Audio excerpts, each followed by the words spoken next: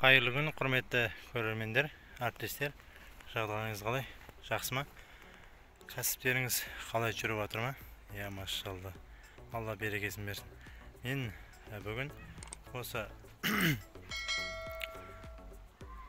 жаңа дайын болған биогумусты шығарған болатынмын. Міне, жаңа биогумусты мына жерден жартысын алдында огородқа тастағанбыз. Бұл да бір неге жартысын қазір шығарып, шетіне бурт жасап, аяқтан бір қатар бір арбаның бойымен былай жаңа свежий құм тастап шықтым. Ішіндегі сылаушылар бөліп алу үшін. Енді кезекте мына жерге, осы жерге үлкендігі 70-80 сантиметрлік бурт жасау.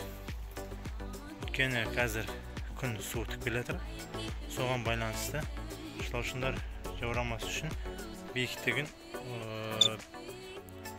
біздің облыс бойынша шама жеткенше 1 метр 80 сантиметрлерге жеткізу керек. Соған әрекет жасаймыз. Бізде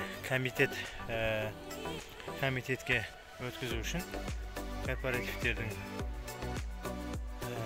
емтиханынан, яғни тестілеу анализін өткізу үшін осы дайын биогумусты сылаушынан бөліп алып, ситадан сеткіден өткізіп, товарный вид жасап, анализге жібереміз.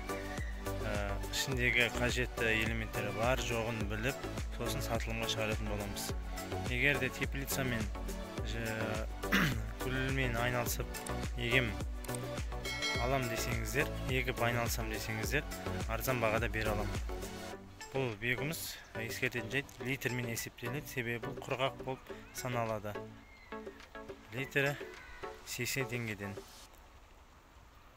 Назарларыңызға рахмет, алдағы ақпараттарда бөлісетін боламыз.